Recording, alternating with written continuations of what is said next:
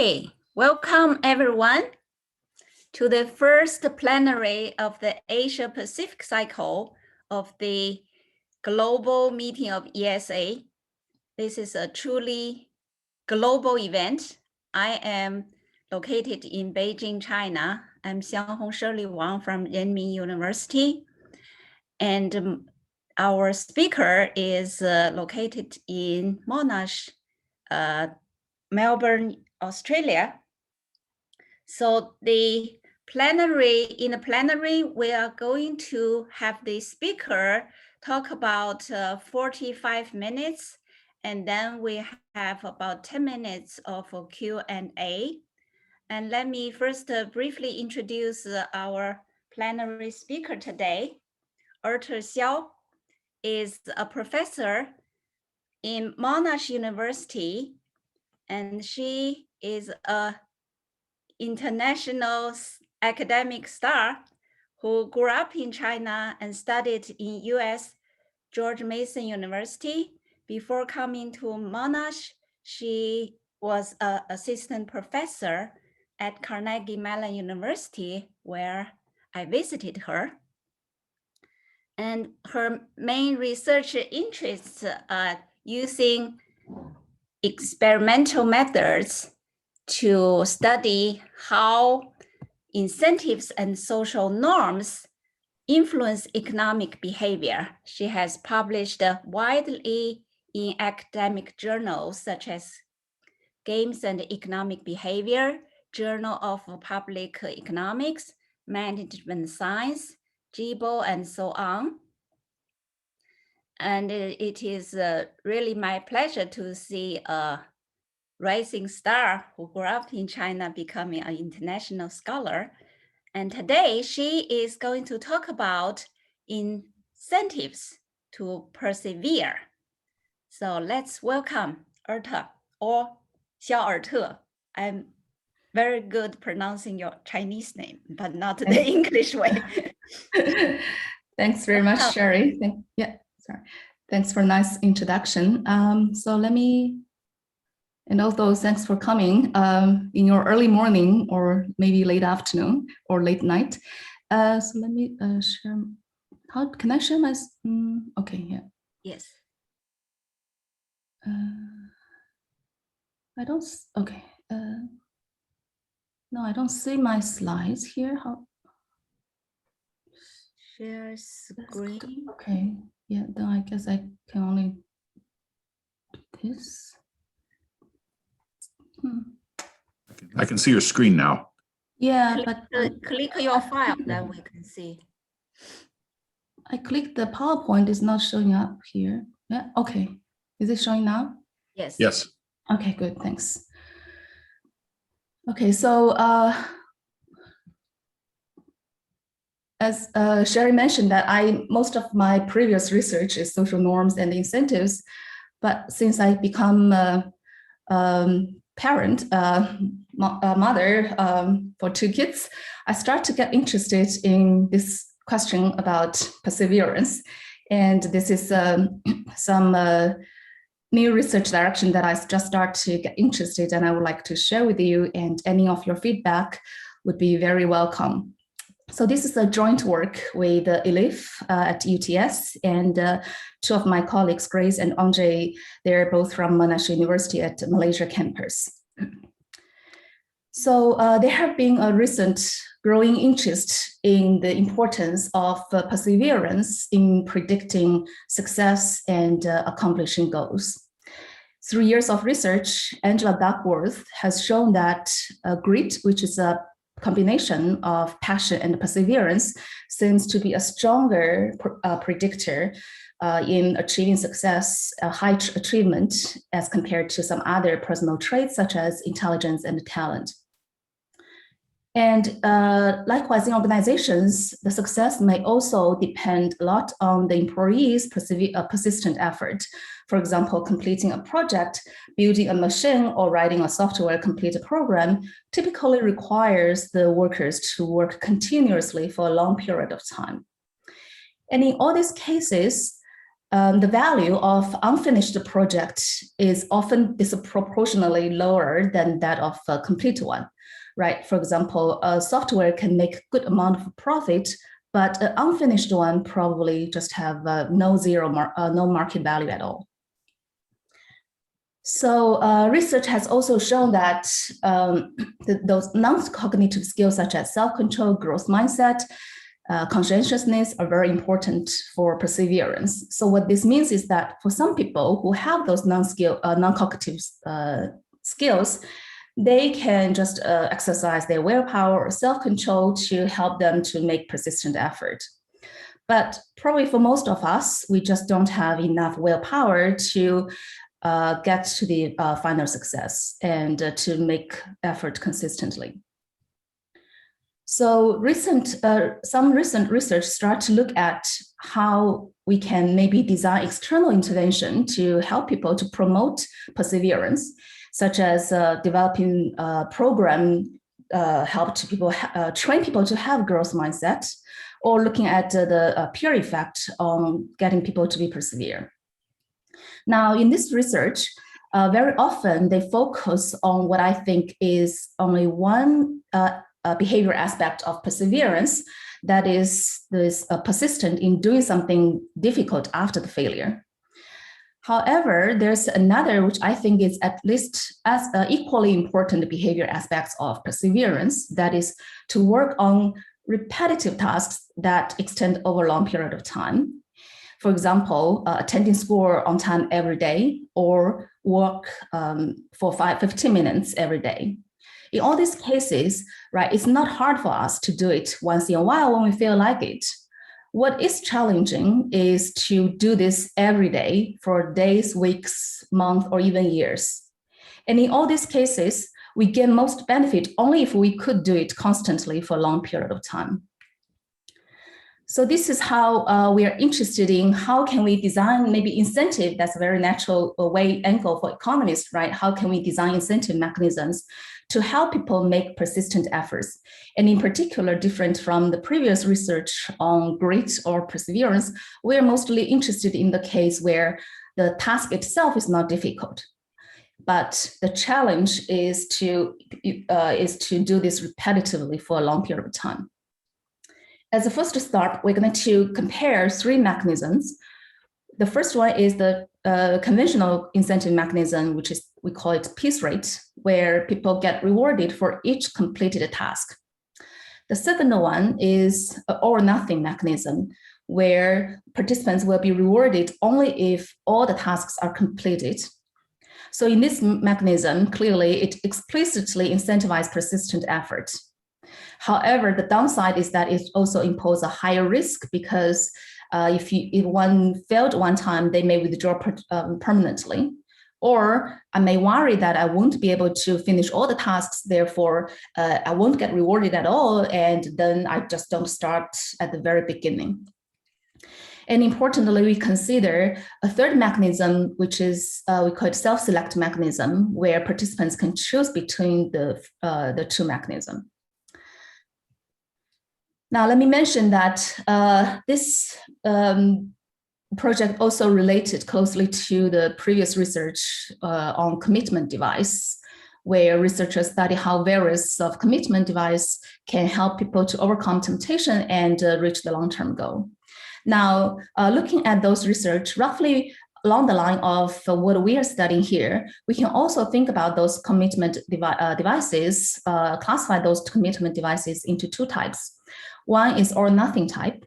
And under this mechanism, participants will be rewarded only if they reach the final goal, which means the marginal return for an effort can be zero or significantly reduced due to subsequent failure. So just to give you some examples of that, in a recent paper by Coyle, Kramer, and Mulanathan, 2015, they look at workplace how asking workers to pre-select a certain target, and they will be receive full reward only if they reach the certain target, and how this incentive mechanism promote more productivity. Also, there are lots of studies on how to get people exercise more. And some of those mechanisms is also along the line of all or nothing. For example, if you ask people to deposit lump sum money for reaching, and if they reach a certain goal in terms of the number of gym visit, then they get to keep the money. Otherwise, if they fail, even if they just miss a little bit, they will lose all their deposit. And this is another type of all or nothing mechanism. There are also some commitment device, which is more like the piece rate type.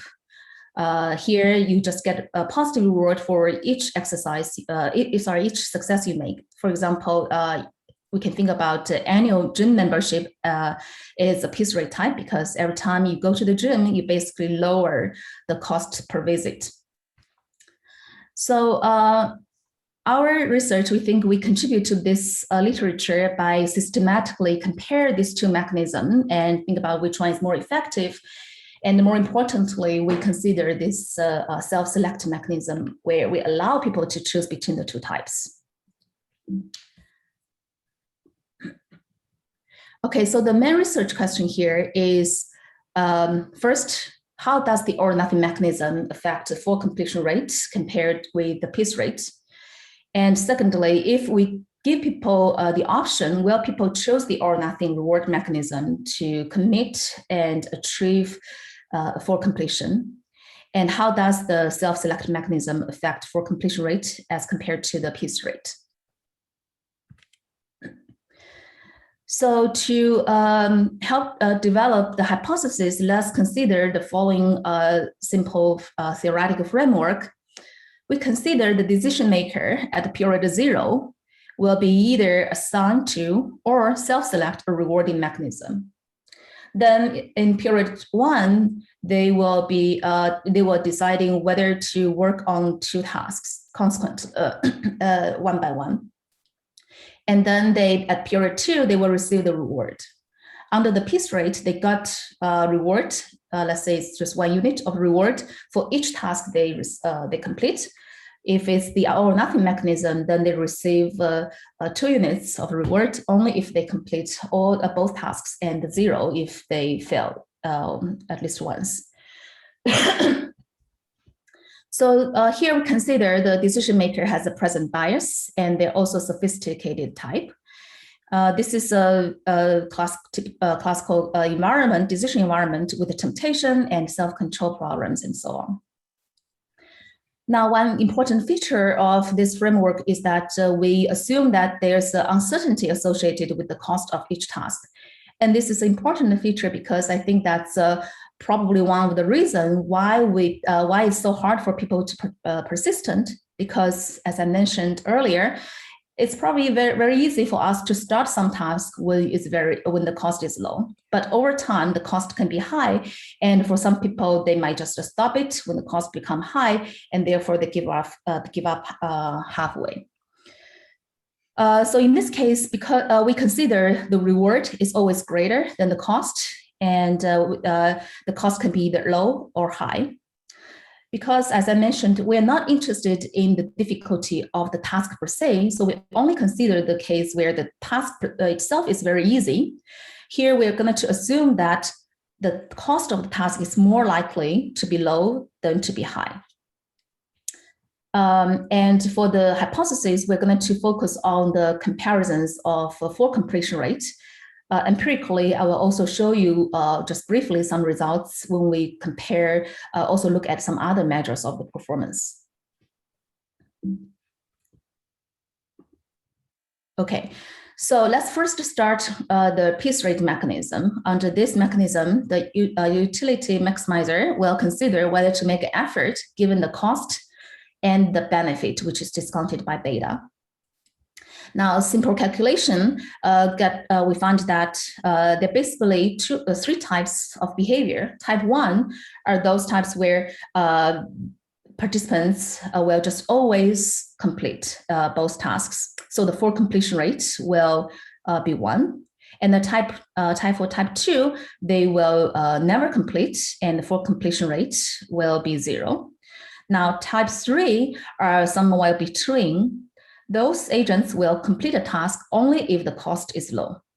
Therefore, the full completion rate is the probability where both tasks are low, which is p squared.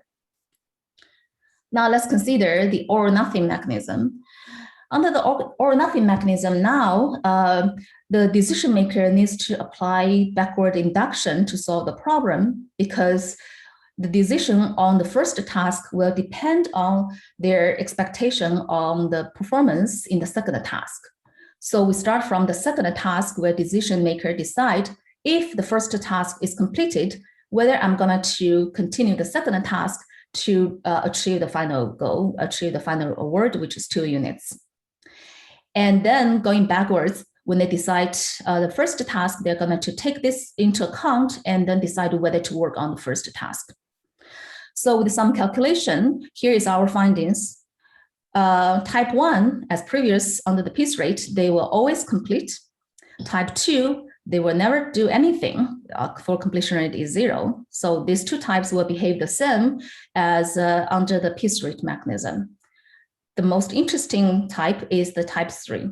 So let's consider type 3. For type 3, we can further divide their behavior into 4 types, depending on whether they're encouraged or discouraged by their expected performance in the second task. For some decision makers, if they complete the first task, they will also complete the second task regardless of the cost. So this is good news. This is encouraging. If this encouragement effect is strong enough, then some of the decision makers will complete the first task even if the cost is high. So which means they're going to do both tasks, and the full completion rate is 1. Now, if the encouragement effect is there but is not strong enough, then there will be also some other types will complete the first task only if the cost is low. And therefore, the full completion rate will be the probability that the first task cost is low. So F equals to P here. Now, in contrast, there will be also some of those type 3 where they who will complete the second task when if the cost is low. So this is a bit discouraged, because now the decision maker, when deciding whether to work on the first task or not, they're going to worry that their future self may not work on the second task if the cost is high. And therefore, if this discouragement effect is strong enough, they may just not even start. So they won't complete any of the tasks. As a result, the full completion rate is 0. Lastly, there will be also some type of those type 3, which is disencouraged, but this discouragement effect is not strong enough. Therefore, they will still complete the first task if the cost is low.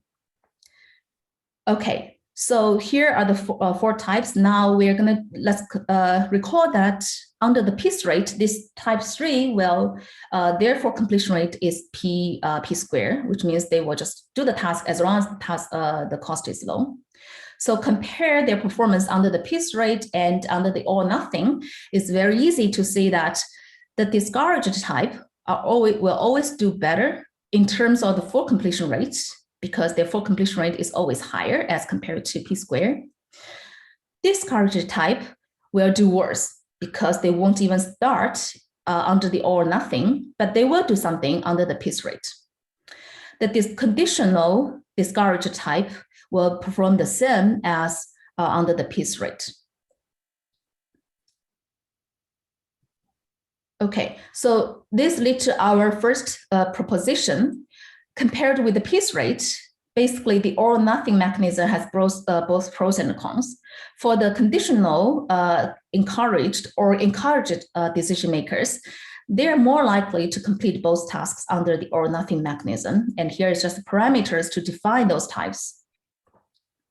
For the discouraged type, however, they're going to perform worse under the all or nothing mechanism because they're so discouraged and such that they won't even start at the very beginning. And I already said that for the conditional discouraged type, they're going to perform the same under these 2 mechanisms. Okay, now let's look at the self-select mechanism. the self-select mechanism basically allows the decision maker to sort themselves into the utility maximizing mechanism. And if you just compare the utility under these two mechanisms, here's our findings. The discouraged type will always choose the piece rate and therefore avoid this backfire effect, this discouragement effect under the or nothing mechanism if they were just forced to perform under that mechanism. On the other hand, encouraged type will choose or nothing, and therefore they will benefit from the or nothing mechanism, and they will do better as compared to under the piece rate mechanism. So this led to our proposition 2.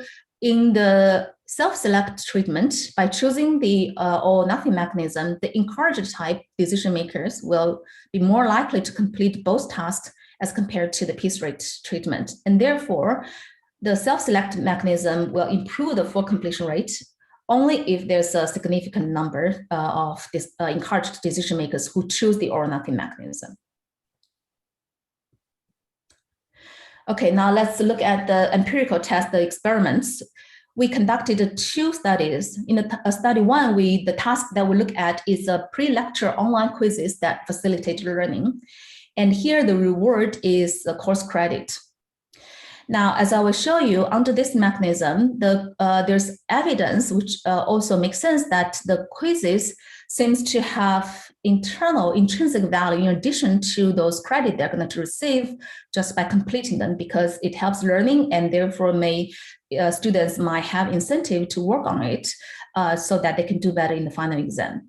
So then we, as a robustness check, we conduct another study where we want to see whether the self-select mechanism work the same when the tasks are those low intrinsic value types. And here we're going to look compare the mechanism, but using a different task, which is online survey, where participants only receive monetary reward by completing the task. So let's first look at study 1. This study is conducted at the Monash University Malaysia campus. I'm going to show you replication trials, but the first trial involved more than 300 students. They're all freshmen who take introductory microeconomics. This is also compulsory unit for their major. And we start this experiment when the university just started this flipping classroom, or the department started this flipping classroom initiative. Some of you might have heard of it. As part of that, the lecture will design for each week of lecture. They design pre-lecture materials that help to facilitate learning at home before the students come to the lecture.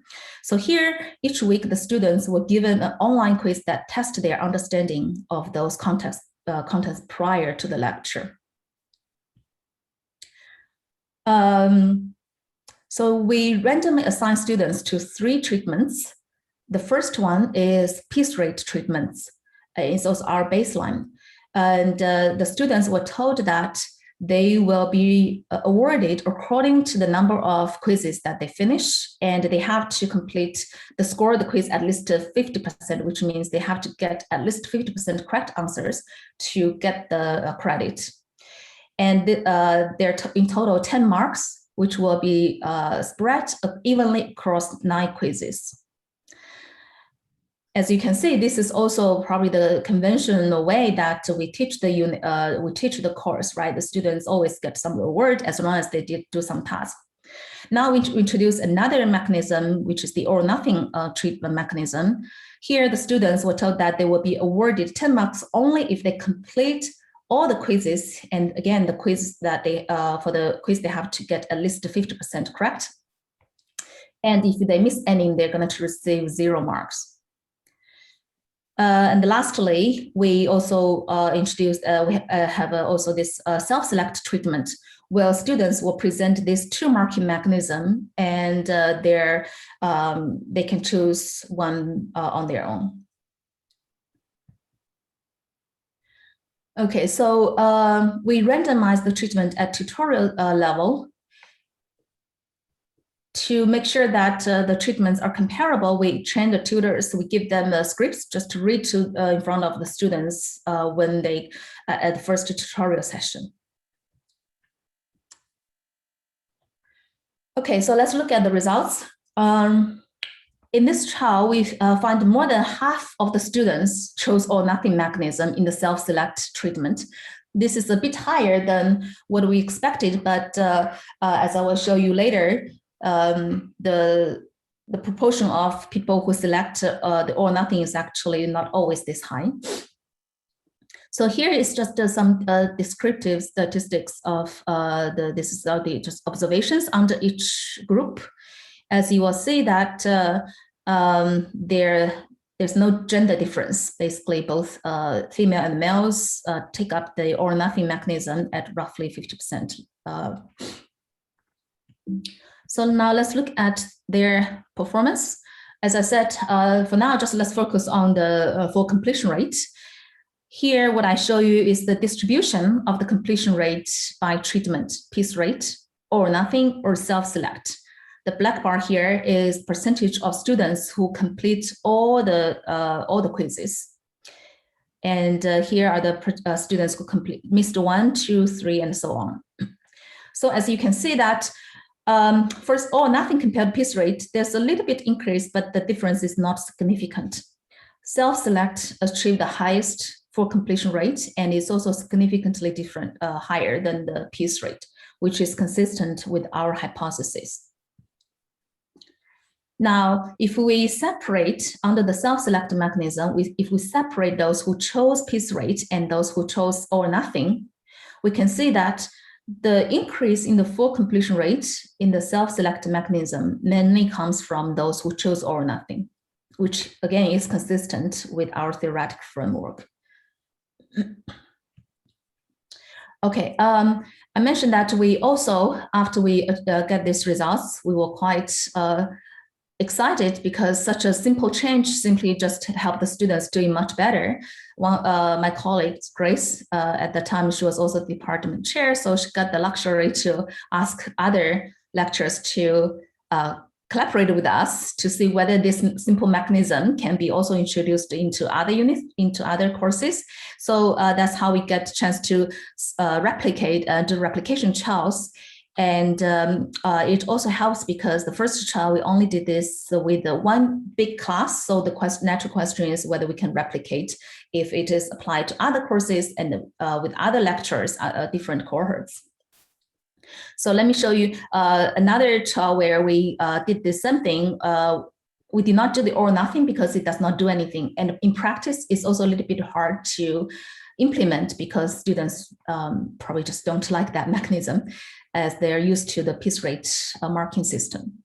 So in trial 2, we basically replicate the results. We compare piece rate and self-select. Again, piece rate achieve higher for completion rate as compared to, so self-select achieves higher for completion rate as compared to the piece rate. And again, this increase mainly comes from those who chose or nothing mechanism. And we also did another trial in another year, again with a big class, first year students. We replicate the results again, or not, the self-select achieve better outcome. And again, there is a benefit mainly comes from those who pick or nothing mechanism. Okay, so I mentioned that although we focus in the theoretical framework, we focus on the full completion rate because that's our main research question, right? How can we get people to be persistent?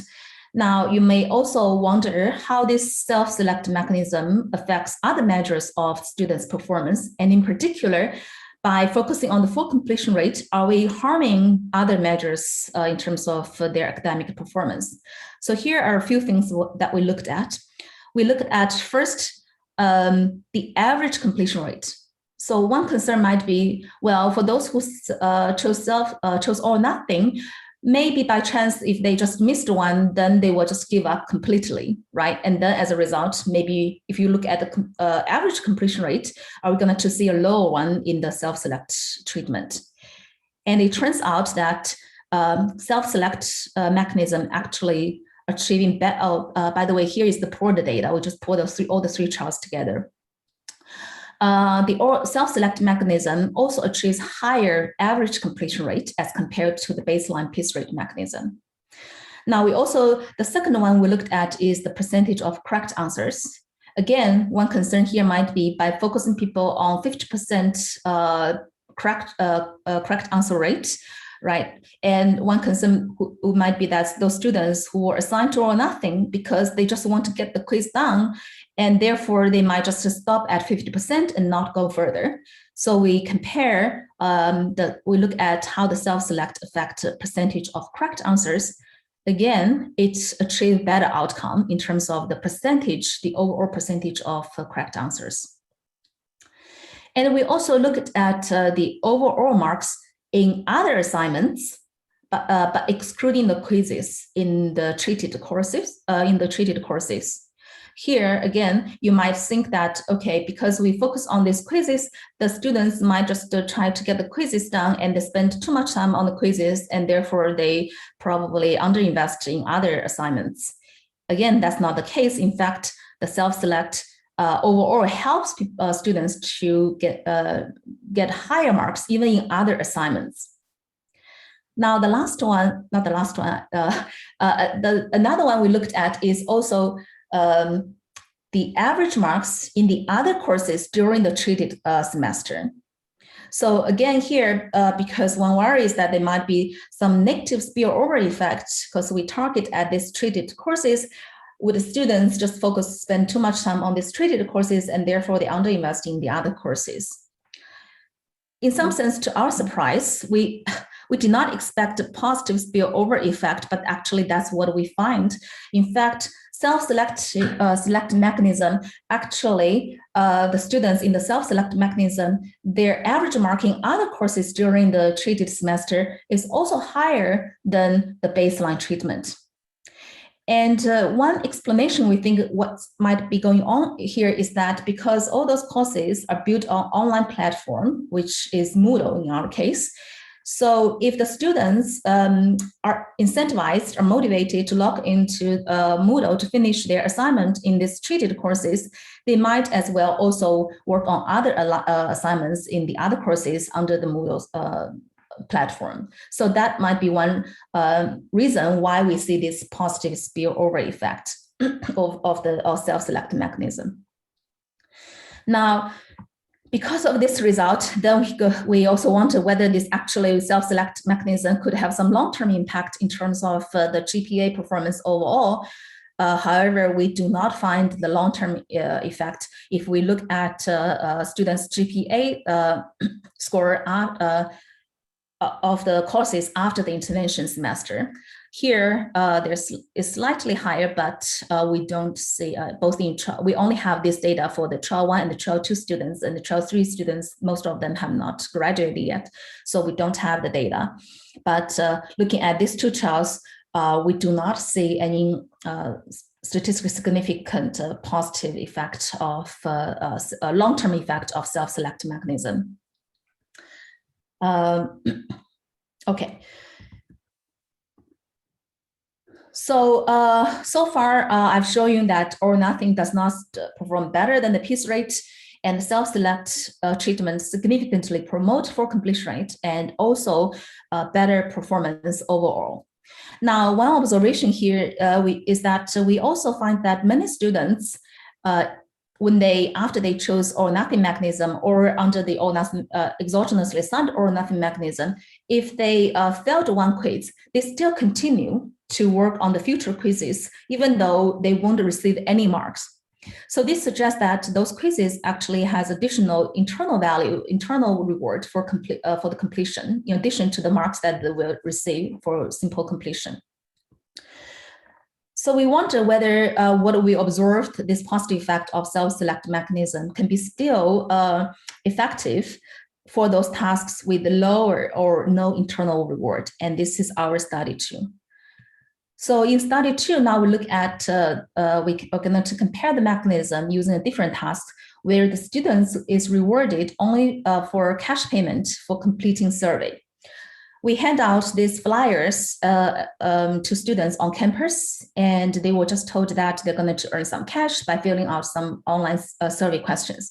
If they're interested, then they can scan the barcode or email the contact here to receive further information.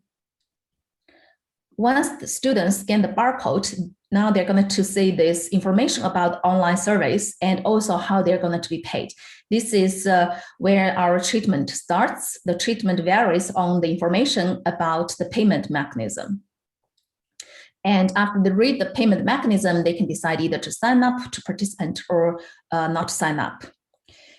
Our treatment varies on the information, incentive treatment information we give to them. Under the piece rate, they were told that they will be rewarded 5 Malaysia ringgit in cash for each online survey, and there are 4 online surveys in total, and they're going to receive at the end of the 4th week. Under the or nothing mechanism, they will be rewarded for 20 Malaysia ringgit only if they complete all the 4 online surveys. And in the self-select mechanism, they're given the 2 options, piece rate and or nothing. And again, they can choose not to, if they don't want to participate, they can choose to do so. So now let's look at what happened using these tasks. About, here is the number of students who sign up to the study. And here, what I show you here is the for the self-selected mechanism. This is the number of the students who choose piece rate and number of the students who choose the or nothing mechanism. So about 20% of students still choose or nothing mechanism in this online survey. And just like the first study, we do not observe any gender difference in this choice. So now let's look at their performance. Again, in terms of the completion rate. Similar to the first studies, so here is the distribution of the completion rate. People who complete 0, 1, 2, 4, 1, 2, 3, 4. Okay, the blue bars are for the full completion rate. So what we find again first, as the first study, the self-select does best in terms of promoting full completion rate. Or nothing is roughly the same as piece rate. Now, we also observe that in this task, the self-select also lower the percentage of zero completion rate. This is a bit different than the first study, but it's probably not too surprising because in the first study's online quiz, it has a very strong, very high internal values. We observe very few students complete 0. But this one, because they only got rewarded by monetary payment, and many of them are not that interested in participating in the study at all. Now, if we separate those students who chose piece rate and who chose or nothing, again, just like the first study, what we find is that the positive self-select mechanism mainly comes from those participants who chose or nothing mechanism.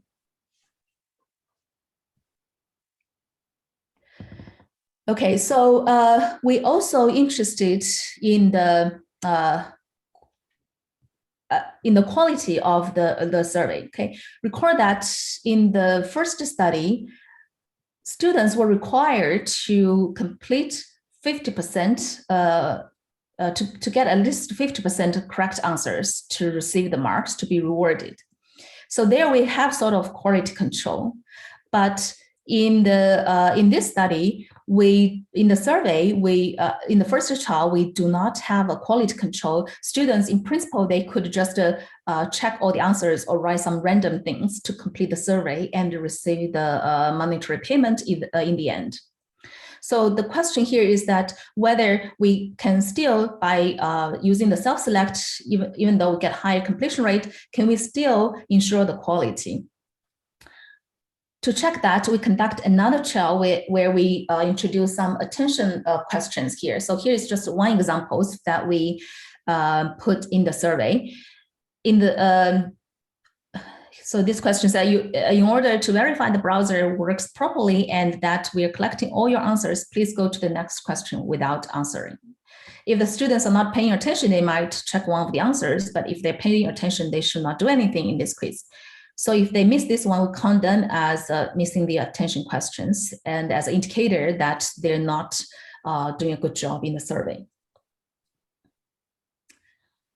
Okay, so so first, let's see whether this trial we also replicate the previous results of the self-select mechanism, the positive effect of self-select mechanism. We got about 200 students scanned that flyers, the barcodes, and here's the number of students who signed up. And among them, 42 chosen the or nothing. So again, roughly 20% take-up rate of the or nothing mechanism.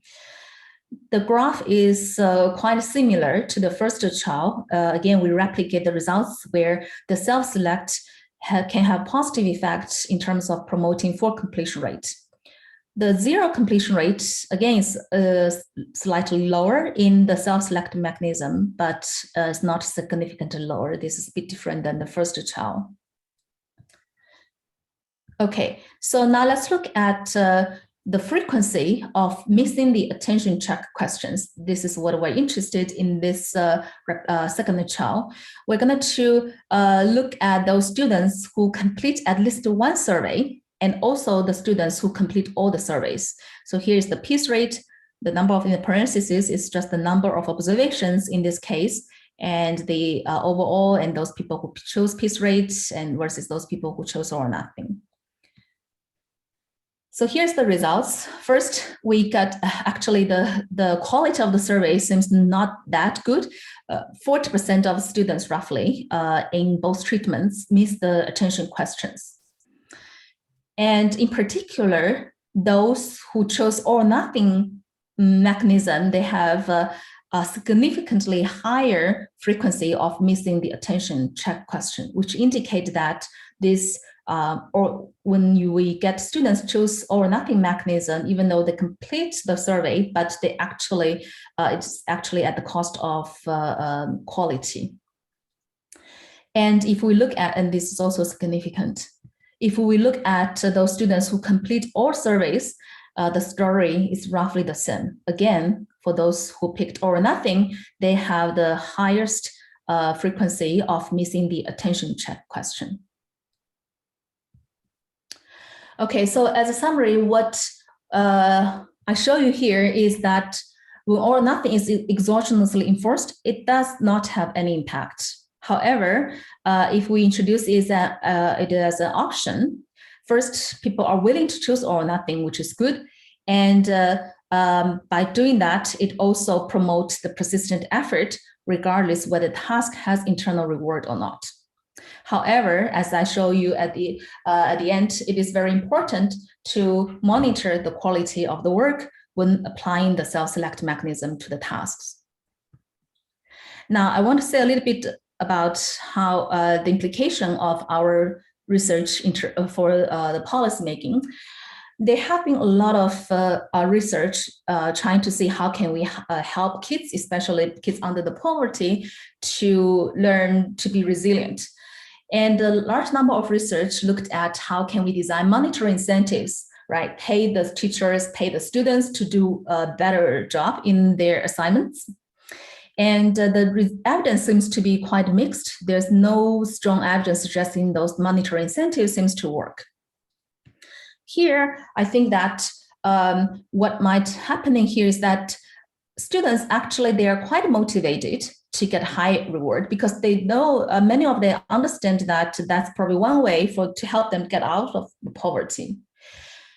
What they don't know here is how to achieve the goal, how to get better academic performance, a higher grade. Some of them may just lack of self-discipline. What we show in this project is that a simple change in the marking mechanism, such as offering the or nothing mechanism, offering commitment, can be a simple way to help the students to be more persevere. Also, in organizations, many tasks, they're just a simple, very boring and tedious, and very often it requires the employees to make repetitive effort over days and years. And sometimes if the employees give up in the middle, this can impose a large cost on the organizations. And we have been thinking about a lot how to design compensation scheme to incentivize employees. And both the types that we study in this project has been applied in organizations. For example, the peace rate, although could be an example of the peace rate is those commissions that give to the salesman. When we, for example, if they, whenever they sell a product, they get some commission of that. So that's a peace rate mechanism.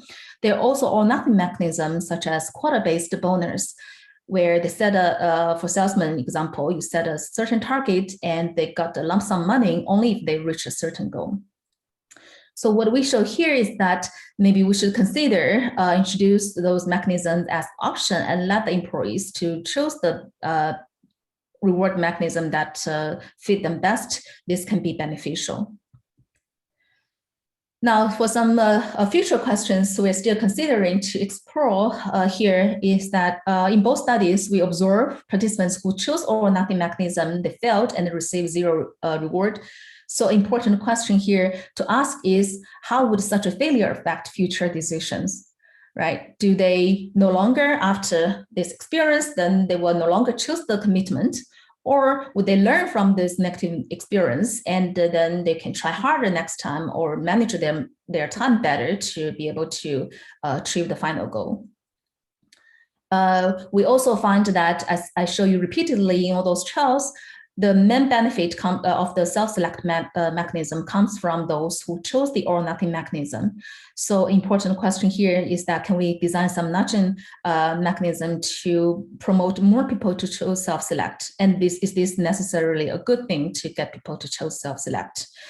So these are some future questions that we are interested in exploring. And if you have any ideas would like to share with us, we are also would be also very appreciated.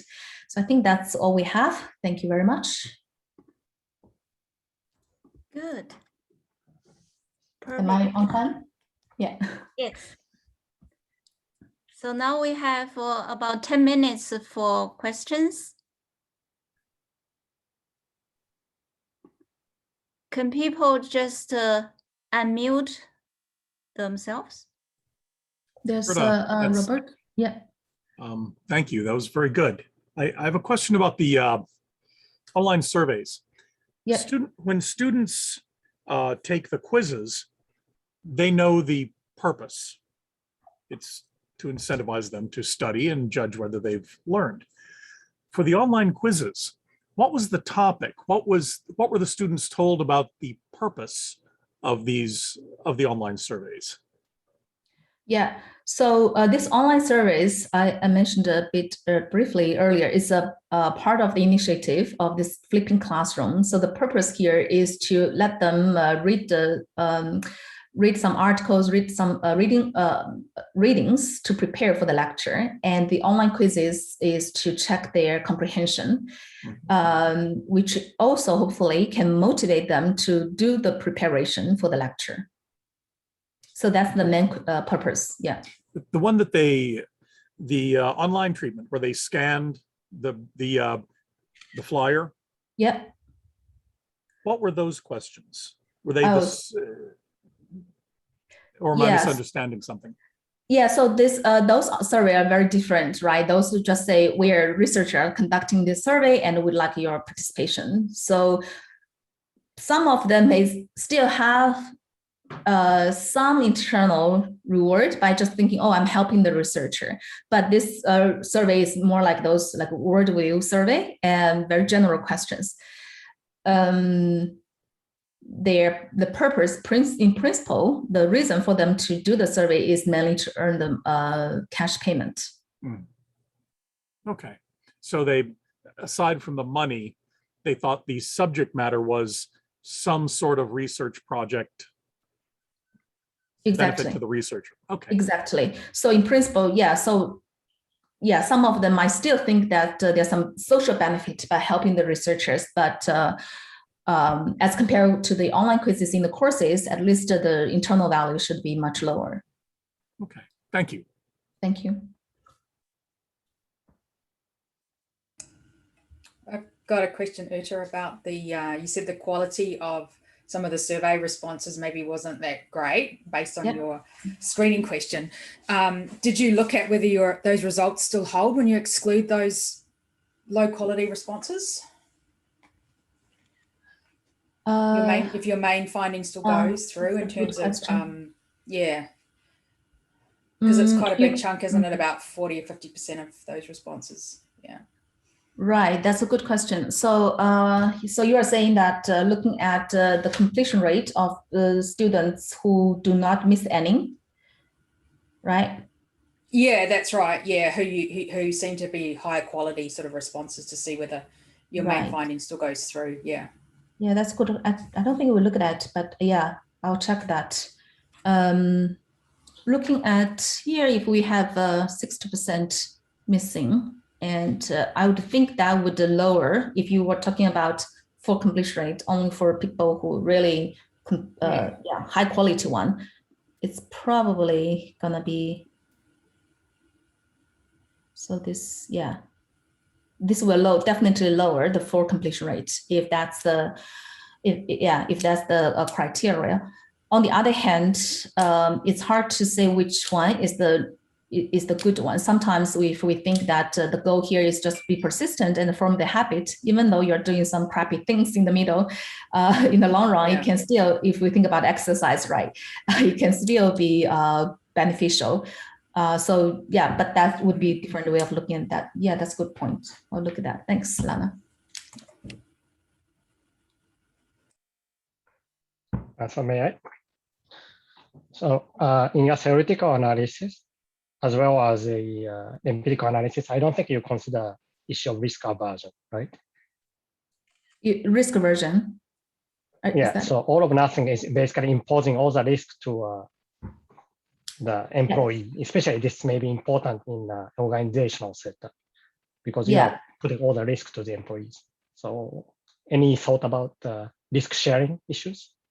Right, exactly. So in the theoretical framework, we assume risk neutral. And although we did a little bit, but when we consider the choice of or nothing mechanism for those people who are kind of indifferent, right? If people who are those always complete type, we assume they're going to pick the piece rate rather than or nothing, because or nothing eventually is a dominated strategy, it's riskier. For people who never complete, doesn't matter. So if you're indifferent and those conditional discourage type, remember they're also doing equally under the two mechanism. In all those cases, we assign them to pick piece rate rather than the or nothing. So for the risk preference, in terms of practice, that's, I think, another benefit of considering this self-select mechanism, because you let the employees to choose on their own, and therefore you don't have any accountability for their choice if they make that choice. In fact, when we work on the first child, we were a little bit worried that the students would complain about this or nothing mechanism, but at least for those who select on their own, we don't get any complaints from the students. It looks like they just sort of, if they make the mistakes, if they make the wrong choice, they just, it's their own choice. So if we consider the risk preference, that would be another benefit of using the self-select mechanism rather than the assigned one. Okay, thanks. Thank you, Erte. Hi, Agnieszka. This was very inspirational. Great talk. I was thinking, my first just thought is we should implement this for ESA and talk attendance as well. You get wine only if you, with your dinner, if you completed a number of talks during the day. But that aside, I was wondering whether you think there are also other mechanisms here at play rather than just self-control. You know, is it maybe just giving people a choice that makes the task more enjoyable and therefore they complete it more? Yeah, very good point. So another mechanism we talked about at the end of the paper is this autonomy effect, which I think that's what you have in your mind. the autonomy effect, which also studied a lot in the education literature, can also, in principle, promote better performance.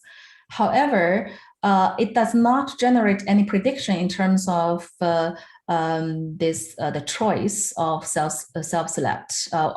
In terms of which mechanism they should select. If you think about autonomy effect, basically just say, if you give them the choice, because they choose on their own, they feel have more control and they're going to perform better, then it doesn't matter whether they're picking the piece rate or picking the or nothing mechanism. So it won't generate the prediction that only those people who pick the or nothing will do better. So in that sense, it's not, it's not really helpful in terms of the hypothesis. Also, we actually find some evidence in some trials where those people who pick or nothing, they seem to do slightly better, but again, that's not necessary. So this one, you can see a little bit of evidence that even those people who self-select piece rate doing better, which is consistent with, it's not significant, consistent with the autonomy effect, but this also consistent with our theoretic framework using the self-control and this selection mechanism. So that's what we discussed. And also, but if there's autonomy effects, what we think, we think it's also good to advocate for this self-select, right? That would be just another reason why we want to let students or let employees pick the mechanism that suit them best, rather than just assign them one in terms of motivate better performance. Thanks. Thank you.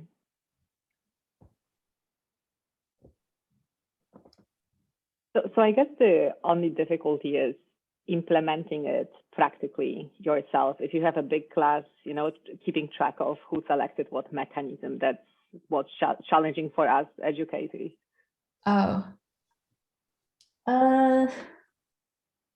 it's not, I guess maybe you're suggesting we develop software that automatically create some curriculum so that we can use it easily. Yeah. Okay, I'll think about that. I do think that because it's and hand it up in the classroom.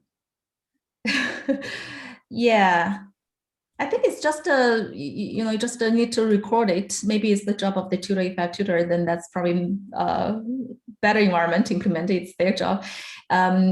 We implemented in both big classes and the smaller classes, and the results are all positive. It's not, I would say it's not that hard to implement. You just need to record the students' performance. What we did worry at the beginning is, as I mentioned, that the students who self-select or nothing would they regret, and they come to a lobby and then try to, persuade the lecturers to give them another chance. This does not really happen in our in all the trials, but we did all this in Malaysia, which is probably different culture in as compared to the Western culture. So I have not tested this in any of the Western cultures, so I don't know whether the students in US or in Europe, they would be more likely to hold up and then regret their choices and then try to complain. But I try to advertise this and then see, because this is such a simple things that you can introduce in the curriculum and to ask students pick on their own and then see what happens. I guess maybe there's some interesting culture studies to look at whether there's any difference here. I can guarantee you that my students here in North Dakota would be, oh, come on, let me change, oh, man. You think asking for extra credit is bad? Yeah. Or maybe, give them some extra credit opportunity if they failed their choice. You say, hey, this is something you can do to make it up. But try it. If you're already tenured, you're no longer so worried about students' evaluation. Maybe that's if it's a good way to get students to learn better, I think there's still benefit of doing it. good incentive to try something different. But this is or also give them. We're actually, we're actually doing following up studies. Give them some lenience. Say if you can miss 1 or 2, which I think is something more practical. For this study, we make very strict because so that we can compare it with the piece rate, right? You can also think a different way. You can give them. Say you can, if you miss 1, you still receive 4 awards. So that means the incentive is also higher in the all or nothing mechanism. This on one hand can promote more people to pick all or nothing because they only need to finish 9 quizzes rather than 10 quizzes. And it also gives them chance to miss 1 and still receive the 4 award. But the key, I think, here is to allow the participants or the employees to self-select their own incentive mechanism. And I think that's eventually is the main reason to lead to the better outcome. But I'm sure there's a way that you could make it more practical to implement. Yeah, thanks. talking about a cross-culture study. I want to draw your attention to our social event tomorrow. We have a special event called cross-country studies. Any other questions? Yeah, hi, Lata. Yeah, Shirley, I had a quick question for Erte. So just following on with what you just said, Erte, if you were to scale it up and if you were to actually have this kind of a mechanism or a choice in all the courses that students take, I wonder how that would be. I guess students may choose the all or nothing mechanism in some courses, but the piece rate in other courses. And overall, I wonder, I guess I'm just curious, I don't really have a hypothesis on which direction this would go, but that might be something interesting to study as well. And I wondered if that is part of your future research agenda on this. Yeah, we are collecting data to see, because it also requires coordination with the lecturers, so it's not easy. We are trying to collect the data to see what students do after they already experience this. And it's probably not that easy to, as you said, scale up to the whole department, ask all the, and the data is also going to be noisy. But we are trying to do following the students for the next year, the next semester, see whether those students who previously selected or nothing, are they going to continue to select it? But so far, and also because of the pandemic, everything changed. We don't have enough data yet to say much, but hopefully after several years, maybe I can come back to present these results after 5 years or so. But it's going to require some time to get a better sense about what students will do, because as you said, we only have 20% students pick the or nothing, right? And you can imagine some of those will not pick next time. Some other students who picked piece rate, they might come up. So, but this will, take a while to get enough observation to say anything. But that's definitely, I think, important if we think about policy implication and implementation. Yeah. Thank you. Thanks. Great. Great. Thank you, Erte, for Thanks, great everyone. presentation. See you in other sessions. I think one of our incentives to persevere in the conference is we love learning from each other. Thank you, everyone. Thank you. Thanks, Jerry. See you, everyone. Bye. Bye.